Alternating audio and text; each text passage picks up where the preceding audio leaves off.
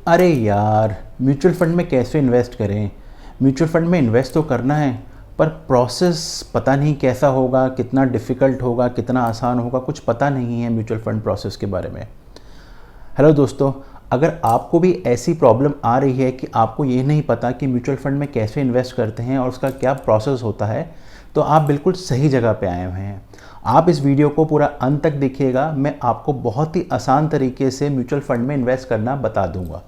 नमस्कार, मेरा नाम है अमित और आप देख रहे हैं 11x मल्टीप्लायर चैनल।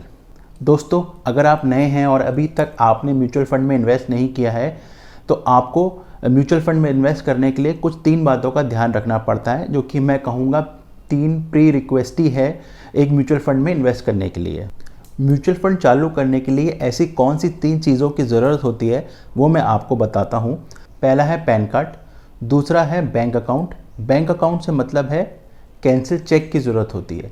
तीसरा है केवाईसी। केवाईसी का मतलब होता है नो योर कस्टमर।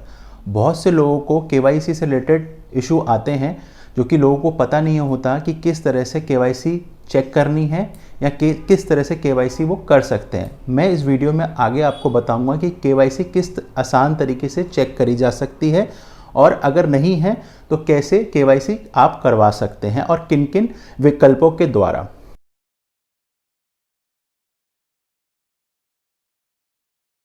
बैंक में होना चाहिए माइकर कोड, साथ ही साथ आईएफएससी कोड। इसके साथ साथ आपके पास चेकबुक होनी चाहिए जिसके अंदर नाम प्रिंट होना चाहिए। बहुत से बैंक चेकबुक तो इशू कर देते हैं, जो कि इंस्टा चेकबुक कहते हैं जिसे हम, उसमें कस्टमर का नाम नहीं होता। म्यूचुअल फंड में इन्वेस्ट करने के लिए आपको जो चेकबुक आपके पास होनी चाहिए, उसमें आपका नाम प्रिंट होना चाहिए। नाम प्रिंट होने से मतलब ये है कि म्यूचुअल फंड में जब आप इन्वेस्ट करते हैं तो वो आपके नाम के अकॉर्डिंग आपका अकाउंट वेरीफाई कर लें।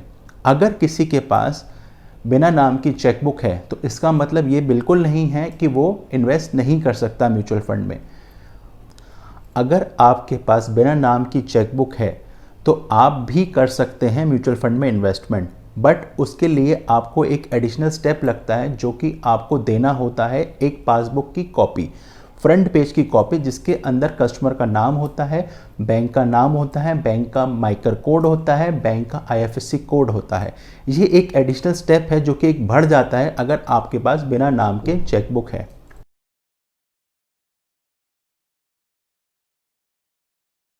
इसके बाद जो प्रोसेस होता है वो होता है केवाईसी। अब यहाँ पर बहुत से लोगों को कन्फ्यूजन होता है कि केवाईसी क्या होता है, कैसे केवाईसी करवा सकते हैं, क्या प्रोसेस होता है केवाईसी कराने का। तो सेबी ने यहाँ पे मैंडेटरी कर दिया है, अगर आपको कोई म्यूचुअल फंड लेना है तो आपको केवाईसी करवाना पड़ेगा। तो ये एक मैंडेटरी स्टेप हो गया है, जो कि एक कस्टमर को म्यूचुअल फंड लेने से पहले करवाना पड़ता है।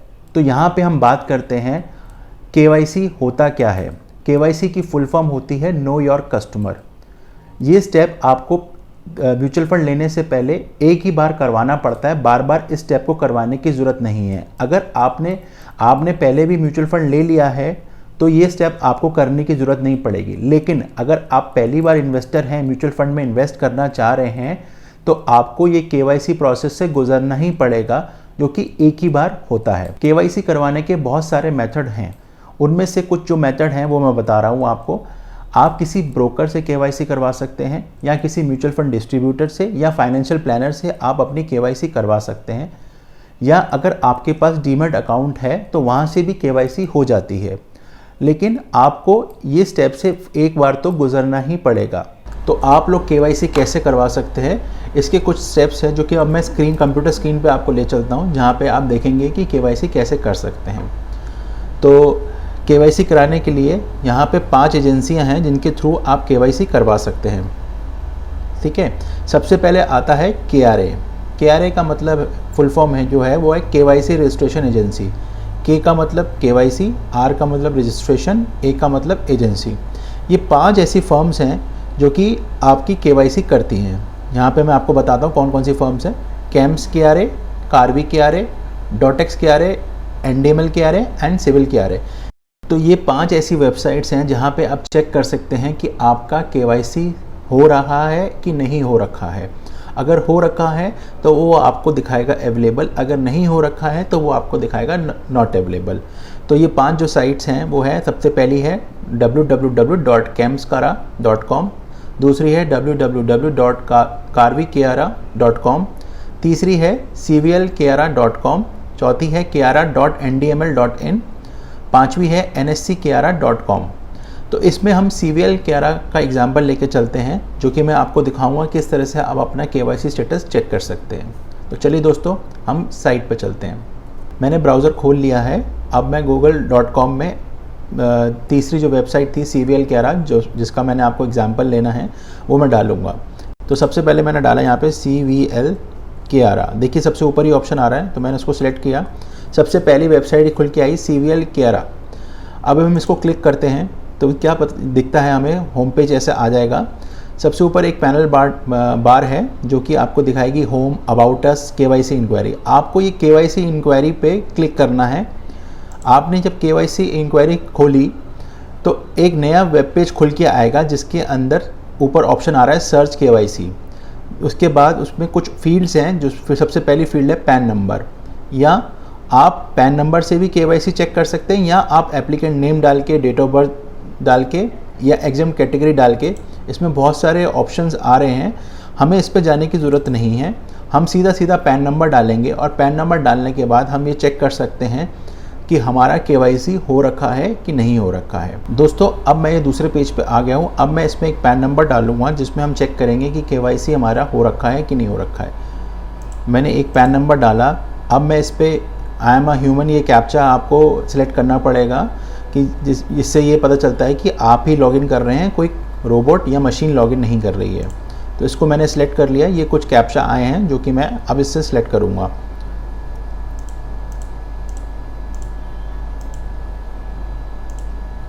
इसको वेरीफाई कर दिया मैंने। वेरीफाई करने के बाद मैं इसको सबमिट पे क्लिक करूँगा। जैसे ही मैंने सबमिट पे क्लिक किया, एक पेज खुल के आएगा। इसमें दिखाएगा दिस पैन नंबर, डेट आज की, टाइम ये है। इसका जो KYC है वो किसी भी पर्टिकुलर 5 एजेंसी में नहीं हो रखा है। सबसे पहले CVL कियारा में दिखा रहा है नॉट अवेलेबल, NDML कियारा में, .x में, कैम्स में, कार्वी में, किसी में भी इसका KYC नहीं हो रखा है। अब मैं एक आपको दूसरा KYC दिखाता हूँ, जो कि दिखाएगा कि आपका KYC अगर हो रहा है तो उसका कैसे यहाँ पे स्टेटस दिखता है। अब मैंने सबमिट बटन पे क्लिक कर दिया। सबमिट बटन क्लिक करने के बाद दिखाएगा कि मेरा ये CVL कियारा पे रजिस्टर्ड हो रखा है। ये इसका स्टेटस दिखा रहा है कब रजिस्टर्ड हुआ था। 2013 में ये रजिस्टर्ड हुआ था। KYC डेट जो थी सबसे पहले की थी वो 2008 की थी। अभी कोई मॉडिफिकेशन नहीं हुआ है। लास्ट जो मॉडिफाई किया गया था 2008 के बाद 2012 में किया था, और इसका KYC मॉडल नॉर्मल चल रहा है, और ये येस है, मतलब ये KYC मेरा इस पर्टिकुलर पैन कार्ड का हो रखा है। क्या बात है सर, क्या बात है सर, क्या बात, ये बात है। KYC का प्रोसेस वन टाइम होता है। अगर आपने एक बार KYC करा लिया तो उसके बाद आपको दूसरी बार KYC कराने की ज़रूरत नहीं है।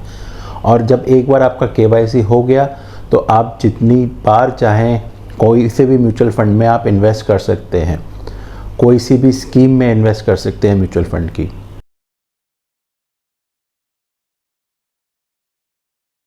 अब जब आपने SIP करा ली है तो आपके पास 2 ऑप्शन आते हैं। पहला ऑप्शन आता है ग्रोथ का, दूसरा ऑप्शन आता है डिविडेंड का।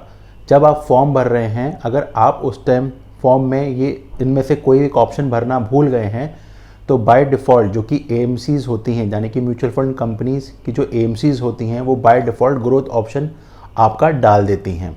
दूसरा ऑप्शन होता है डिविडेंड का। इसमें लोगों को कन्फ्यूजन रहता है कि ग्रोथ ऑप्शन में जाएं या डिविडेंड ऑप्शन में जाएं।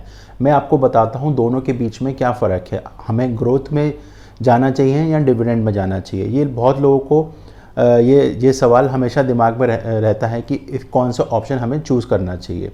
सबकी अपनी अपनी कंडीशंस होती हैं, वो अपनी कंडीशंस के अकॉर्डिंग ये दोनों में से कोई भी ऑप्शन ऑप्ट कर सकते हैं। तो फंडा बहुत ही सिंपल है। ग्रोथ का मतलब होता है ग्रोथ, यानी कि आपके पैसे को बढ़ाना।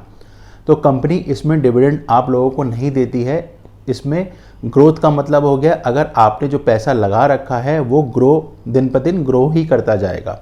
और जो दूसरा ऑप्शन होता है वो होता है डिविडेंड का। इसमें आपको यानी कि इन्वेस्टर को कंपनी एक रेगुलर इंटरवल पे जो भी उनका डिफाइंड होता है म्यूचुअल फंड स्कीम के अकॉर्डिंग, वो आपको म्यूचुअल फंड स्कीम्स के अकॉर्डिंग आपको डिविडेंड देती है। वो डिविडेंड चाहे तो डेली बेसिस पे भी आ सकता है, मंथली बेसिस पे भी आ सकता है, क्वार्टरली बेसिस पे भी आ सकता है, हाफ ईयरली बेसिस पे भी आ सकता है, या फिर ईयरली बेसिस पे भी आ सकता है। ये डिपेंड करता है आपने कौन सी म्यूचुअल फंड स्कीम ले रखी है जिसमें डिविडेंड का ऑप्शन है। तो सिंपल सा फंडा है, अगर आपने डिविडेंड का ऑप्शन चूज़ कर रखा है तो पैसे आपको रेगुलर इंटरवल में आते रहेंगे। यानी कि आप कंपनी से, म्यूचुअल फंड कंपनी से आप रेगुलर इंटरवल में कुछ पैसा वापस ले रहे हो। तो एज़ कंपेयर टू ग्रोथ, आपका डिविडेंड में कम पैसे ग्रोथ करेंगे, वेरेज इन ग्रोथ ऑप्शन जहाँ पे आप कंपनी से कुछ नहीं ले रहे हो उसमें आपका पैसा ज़्यादा ग्रो करेगा। तो बेसिकली म्यूचुअल फंड में जो लोग होते हैं वो सब अपने पैसे को ग्रो करना चाहते हैं, इसलिए वो म्यूचुअल फंड में इन्वेस्ट करने के लिए आए हैं। तो बेस्ट ऑप्शन ये है कि हम उसमें ग्रोथ सेलेक्ट कर लें। डिविडेंड वो लोग सेलेक्ट करते हैं जिनके पास एक लमसम अमाउंट ऑफ मनी होता है। सपोज मेरे पास आज 10 लाख रुपया है और वो बैंक अकाउंट में पड़ा हुआ है। क्या बोला तूने? मैं चाहता हूँ इस 10 लाख का मुझे ब्याज आता रहे। हम सब जानते हैं कि बैंक अकाउंट में जो सेविंग की ब्याज है वो बहुत ही कम है, यानी कि 2 पॉइंट समथिंग के आसपास रह गई है। तो मैं अपने 10 लाख को म्यूचुअल फंड की एक डिविडेंड ओरिएंटेड स्कीम में डालता हूँ और वहाँ से मुझे रेगुलर इंटरवल पे, चाहे वो मंथली हो, क्वार्टरली हो, हाफ ईयरली हो या ईयरली हो, एक डिविडेंड मिलता है जो कि हमारे बैंक सेविंग अकाउंट की ब्याज से कहीं ज़्यादा होता है। तो मेरा पैसा जो था वहाँ पे वो भी है, साथ ही साथ मैं एक तरह का डिविडेंड हर साल या हर क्वार्टरली, हाफ ईयरली मैं अर्न कर रहा हूँ।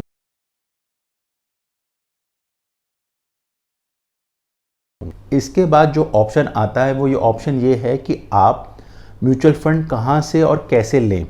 तो इसका बहुत ही सरल आंसर ये है कि म्यूचुअल फंड बहुत तरीक़ों से लिया जा सकता है। सबसे पहला ऑप्शन बताता हूँ मैं डायरेक्ट का। डायरेक्ट का मतलब ये होता है कि आप एएमसी से जाके खुद डायरेक्ट लें। दूसरा ऑप्शन होता है किसी ब्रोकर के थ्रू लें।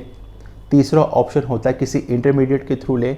चौथा ऑप्शन होता है आप किसी डिस्ट्रीब्यूटर के थ्रू लें, या फिर आप किसी फाइनेंशियल प्लानर के थ्रू आप म्यूचुअल फंड बाय कर सकते हैं। तो लास्ट ऑप्शन होता है वो होता है डीमैट अकाउंट, या आप ऑनलाइन ट्रेडिंग अकाउंट से आप जाके म्यूचुअल फंड ले सकते हैं। डायरेक्ट प्लान से मतलब ये है कि आप खुद जाके किसी भी एएमसी में और उसकी पर्टिकुलर एएमसी की पर्टिकुलर म्यूचुअल फंड स्कीम में आप जाके खुद से इन्वेस्टमेंट कर रहे हैं, यानी कि आप अपना पूरा पैसा खुद से इन्वेस्ट करते हैं और खुद से पूरा पैसा बाहर निकालते हैं in the form of redemption. तो डायरेक्ट प्लान में आप जो भी कर रहे हैं वो अपनी नॉलेज के हिसाब से कर रहे हैं। आप इसमें ना तो किसी डिस्ट्रीब्यूटर, ना किसी ब्रोकर, ना किसी फाइनेंशियल प्लानर की हेल्प के बिना आप सारे काम खुद कर रहे हैं। तो इस ऑप्शन को लेने से क्या होता है कि जब सारे काम आप कर रहे हैं तो आपका एक्सपेंस रेशियो कम हो जाता है, यानी कि जो पैसा आप किसी फंड मैनेजर को दे रहे हो आपके फंड को मैनेज करने के लिए, वो अब सारा काम आप कर रहे हो। तो जो वहाँ पे एक्सपेंस रेशियो होता है, वो जो एक्सपेंसेस लगते हैं किसी एक फ़ंड को मैनेज करने के लिए जो कि एक फ़ंड मैनेजर के पास जाता है, वो सब काम आपके तरफ वो सारा फंड आप अपने पास रख लेते हो। तो उससे क्या होता है कि डायरेक्ट और जो दूसरा प्लान होता है रेगुलर, उसमें आपने हमेशा ये आप देख सकते हो कि डायरेक्ट का जो एनएवी होता है वो as compare to regular plan थोड़ा ज़्यादा होता है, क्योंकि इसमें आप सारा फंड आप खुद ही मैनेज कर रहे हो। अब जो ऑप्शन आता है थ्रू इंटरमीडिएट्स का मतलब होता है कि बहुत सारे ब्रोकर, आप चाहो तो किसी डिस्ट्रीब्यूटर, फाइनेंशियल प्लानर, आप इनके थ्रू भी आप म्यूचुअल फंड बाय कर सकते हो। फिर उसके बाद ऑप्शन आता है बैंक का। बैंक में जाके भी आप म्यूचुअल फंड ले सकते हो। बैंक में भी आपको मल्टीपल म्यूचुअल फंड एएमसीज की स्कीम्स मिलेंगी। आप जाके डायरेक्टली बैंक से आप म्यूचुअल फंड बाय कर सकते हो। फ़र्क इतना ये होता है कि आपको थोड़ी प्रायर नॉलेज होनी चाहिए कि आपने कौन सी म्यूचुअल फंड में इन्वेस्ट करना है।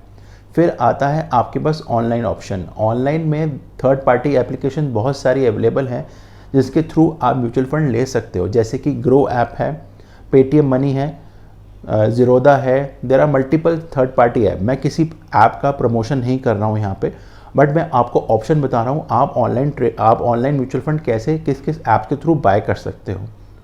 बस इसमें एक ही कंडीशन ये है कि आपको खुद से नॉलेज होनी चाहिए कि आपको कौन से म्यूचुअल फंड में इन्वेस्ट करना है। लास्ट ऑप्शन जो आता है वो आता है आप किसी डीमैट अकाउंट से या ऑनलाइन ट्रेडिंग के प्रोसेस से आप म्यूचुअल फंड बाय कर सकते हो। ये ऑप्शन सबसे ज़्यादा कॉस्टली होता है क्योंकि इस ऑप्शन में आपको बहुत अधिक फीस देनी पड़ती है। आज की इस भागदौड़ वाली ज़िंदगी में हम सब लोग कहीं ना कहीं अपने पैसे को ग्रोथ करना चाहते हैं, तो हमें एक एक्सपर्ट की राय लेनी बहुत ज़रूरी होती है। एज़ पर मी, हमें एक म्यूचुअल फंड डिस्ट्रीब्यूटर के पास जाके उससे अपनी फाइनेंशियल प्लानिंग करानी चाहिए या किसी फाइनेंशियल प्लानर से अपने फ्यूचर को लेके प्लान डिस्कस करना चाहिए, क्योंकि वो लोग इसी इंडस्ट्री के मास्टर होते हैं। फॉर एग्जांपल, अगर मैं बीमार पड़ रहा हूँ और मुझे अगर कोई बीमारी हो रही है तो मैं किसी डॉक्टर पे जाऊँगा, ना कि मैं किसी ऑटोमोबाइल इंजीनियर के पास जाऊँगा कि भाई मुझे मेरे पेट में दर्द हो रहा है तो मेरे पेट की दर्द को इसकी दवाई दे दो। ऑटोमोबाइल इंजीनियर मेरे इस पेट को दर्द को सही नहीं कर सकता, बट एक पर्टिकुलर डॉक्टर जो कि स्पेशलिस्ट है वो मेरे पेट के दर्द की दवा मुझे तुरंत दे सकता है। तो सिमिलरली हमारे फाइनेंशियल डॉक्टर, जिसे हम कहते हैं mutual fund distributor as well as financial planners, वो हमारे फाइनेंशियल कंडीशंस को देखते हुए हमारा फाइनेंशियल प्लानिंग कर सकते हैं हमारे फ्यूचर रिक्वायरमेंट को लेके। तो हमें एक रेप्यूटेड, एक अच्छे म्यूचुअल फंड डिस्ट्रीब्यूटर या फाइनेंशियल प्लानर पे जाना चाहिए जो कि आपके फंड को मैनेज कर सके। उसके एवज में वो आपसे ज़रूर कुछ ना कुछ फ़ीस ज़रूर लेंगे, लेकिन वो फ़ीस आपके मनी को ग्रोथ करने में बहुत ज़्यादा काम आएगी। वो आप छोटा सा अमाउंट, जो कि चाहे वो वन टाइम हो चाहे वो SIP बेसिस पे हो, वो आपके लिए पैसा आपका ऐसे स्कीम में इन्वेस्ट करवाएंगे जहां आपको ध्यान देने की ज़रूरत नहीं है, पैसा आपका डे बाय डे ग्रो होगा। तो दोस्तों, यही थी मेरी वीडियो, यही थी मेरी इन्फॉर्मेशन। अगर आपको मेरी ये इन्फॉर्मेशन इस वीडियो में अच्छी लगी हो तो प्लीज़ इसे लाइक और शेयर करना ना भूलें। साथ ही साथ अगर आप मेरे इस चैनल पर नए हैं तो प्लीज़ मेरे इस चैनल को सब्सक्राइब करें, बेल आइकन को दबाना भी ना भूलें, जिससे कि मेरी वीडियो तुरंत, लेटेस्ट वीडियो आप तक तुरंत पहुंच सके। धन्यवाद। जय हिंद।